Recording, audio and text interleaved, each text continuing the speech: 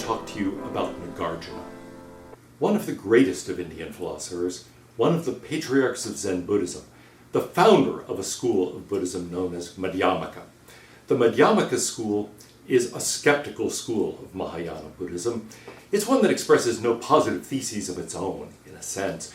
Instead, it refuses to make any philosophical commitments, but attacks the commitments of others. At least officially, that's the position.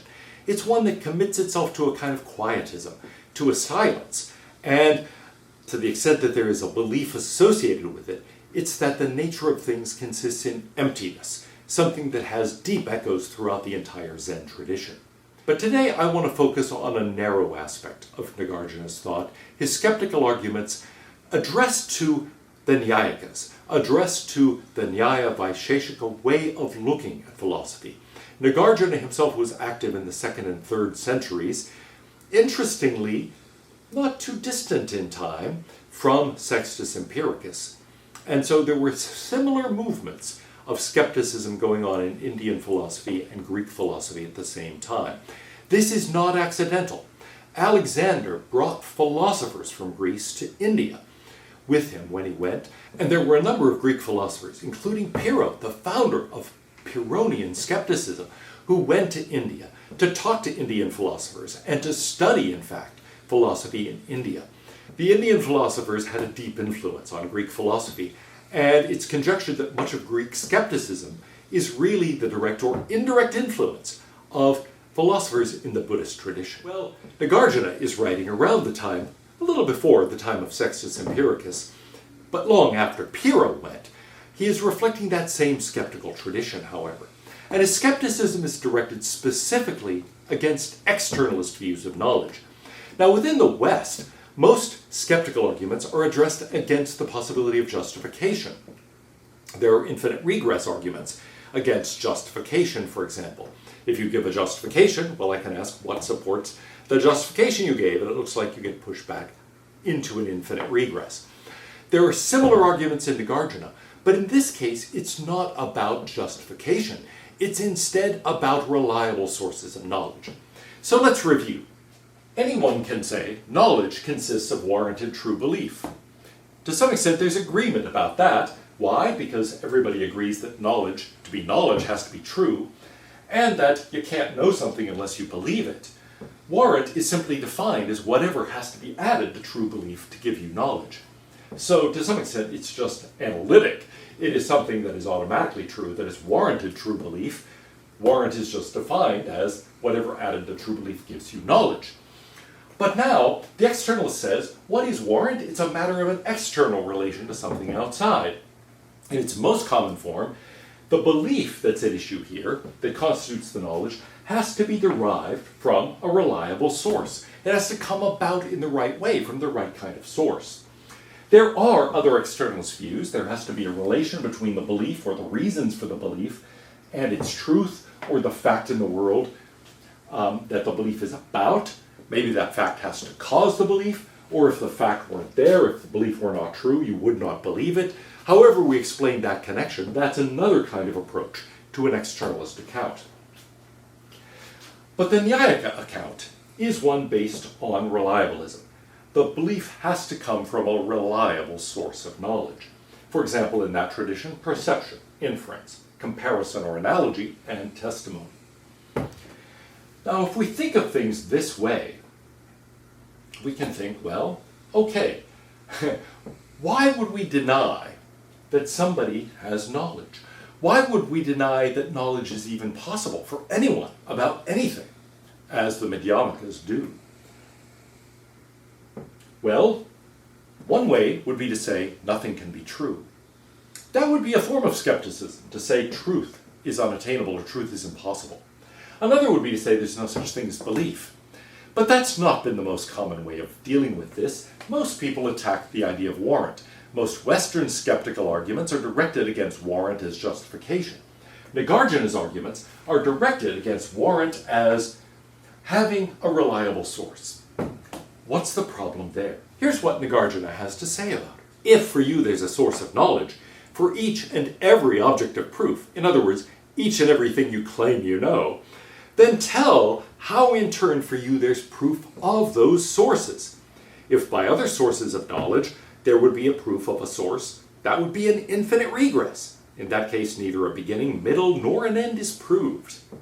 Or, if there's proof of those objects without sources, your argument is refuted. So here's the idea. We look at this idea that the belief has to come from a reliable source. One of those might be perception, for example. Let's say it's this one. Well, we can say, okay, I challenge your belief. I say, you don't know that. You say, yes, I do. I saw it. Why does the fact you see it mean you know it? Well, because perception is a reliable source of knowledge. Oh, you know that, do you? Yes. How do you know that? What's your source of knowledge for that? In other words, it looks as if, in trying to explain why you think that belief counts as knowledge, you've got to say, hey, it came about through perception. That's a reliable source of knowledge. So, how do you know that? So it looks like we've got this question of reliability. I've got to claim, it looks like, or it's got to be the case anyway, that that source is reliable. But now Nagarjuna is saying, prove that. What's your source of knowledge? That perception is a reliable source of knowledge. And in fact, there are several different ways you could go here. You could say, aha, you're claiming that this is knowledge because you have warrant. It comes from a reliable source. How do you know it comes from a reliable source? That's question number one. How do you know what the source of your belief is? Sometimes maybe we clearly know, like, hey, I'm looking at the shirt. That's why I know it has pink stripes. Or I'm looking at a whiteboard here. I know it's a whiteboard because I'm looking at it right now. Those things, we can easily say, yeah, the source is perception. But other things, I'm not sure. What's the source of that belief? I don't know. I don't know where I got it, right? I don't remember. And so maybe I could say, now here's the convenience of saying I remember it, right? If memory is one of the sources of knowledge, I solved that problem in a lot of cases. But if it's not, as it's not in the Nyaya account, then I have to actually, well, what? I mean, I don't know the source of that. And then I've got this question of, well, okay, how do I know this belief comes from one of these sources? But then I've got the deeper question, which is really Nagarjuna's concern. How do I know that that is a reliable source, or inference, or comparison, or testimony? Now notice he's not taking on the burden of proof himself, as other skeptics sometimes do. He's not saying, hey, look, perception often leads us into illusions. He's not saying that sometimes we make mistaken inferences, or we draw the wrong analogies, or make the wrong comparison, or that testimony sometimes misleads us. He is not making that kind of argument at all. He's instead making an infinite regress argument. He's saying, explain to me how you know that perception, for example, is reliable. Well, I have to give you some kind of account. I have to explain. I have to say, well, I guess I know it's reliable because, hey, look, there are lots of things I see, and then I form these beliefs on the basis of my perception, and hey, I ain't dead yet, I must be getting something right. Well, whatever I say here, I'm going to give some kind of account. So I'm going to fill this in with some sort of response, and then he's going to say, well, what's your source for all that? And it looks like I get driven back into this infinite regress. Either at some point I stop it, and I say, hey, this source of knowledge justifies itself. Shouldn't say justify, that's an internalist idea, is its own source. But look, if I mean, for one thing, it doesn't look like these are their own source, right? Do I perceive that perception is reliable? No. Do I infer that inference is reliable? Maybe that one's a little better.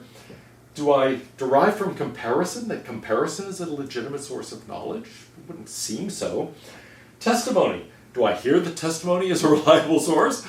None of those seem self-supporting, so whatever might be self-supporting here, it's going to be something, well, of a different kind than the theory explains. And anyway, if it were, it would look like that's a circular justification. It's rather like a book saying, hey, believe everything in this book, it's totally reliable. Why should I rely on that, right? Why should I believe that? And so it looks like we can't have any circles or loops down here, so we get led into an infinite regress. But the idea that then we know this on the basis of, well, this infinite series of reliable sources. that seems bizarre too.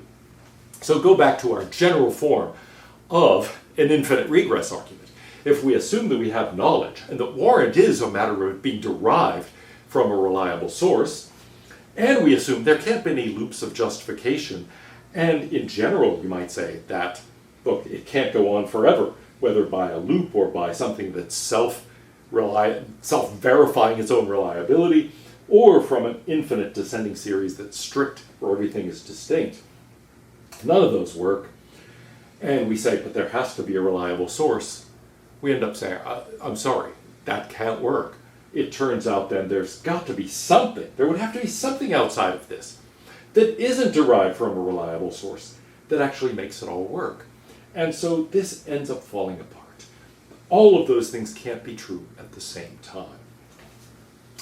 So Nagarjuna rejects things for that kind of reason. But actually, that's only the beginning. If that were all it were, you might say, yes, very nice. Surely he can explain this in a page or two. But the work goes on, because it's more complicated than that. Notice that this does have the structure we've been talking about. Nagarjuna says, for example, if your sources of knowledge are proved by their own strength, in a sort of loopy fashion, for you the sources are proved without respect to that which is to be proved. You'd have a proof of a source, but no sources are proved without relation to something else. So in short, everything has to be proved. It has to be proved in relation to something. That source of it has to be something else. It can't be the same thing, but that can't go on forever. So in the end, this account falls apart. If the things which are to be proved are proved by these sources of knowledge, and those things are proved by what is to be proved, how will they prove anything? Surely it can't go on forever. And now, if those sources of knowledge are proved by what is to be proved, and those things which are to be proved by the sources, how will they prove anything? The proof of the sources of knowledge isn't established by itself, nor by each other, nor by other sources. It doesn't exist by that which is to be proved, and not from nothing at all. Think back to what the Nyaya Sutra said about perception. Something that is derived from perception as its source must be a belief that is not due to words. It must be invariably related to the object, and it has to be of a definite character. Well, if I'm challenged then, I have to say, hey, I saw it. I got it from perception. Moreover, that means it's not due to words. It is something that is of a definite character. It is something invariably related to the object. All of those can be targets for Nagarjuna. He can say, oh, really? You know those things? You know it wasn't due to words? You know it's of a definite character? You know it's invariably related to the object? What are the sources for that? And so it's even too simple to think of this as one chain. Really, when we think about the nature of perception or the nature of inference and so on, we have a number of different sub-claims, as it were, some sub-things that have to be true for it really to count as legitimately derived from perception or from inference, etc. And that means we get not even just one of these lines, but in effect, we get lots of them. There must be several different things true for us to be deriving that reliably from perception, and then each of those is going to shatter into many. So we're really going to get this complicated web here, or net of things that are needed in order to get reliability. It's still an infinite regress argument, but it's quite a complicated one.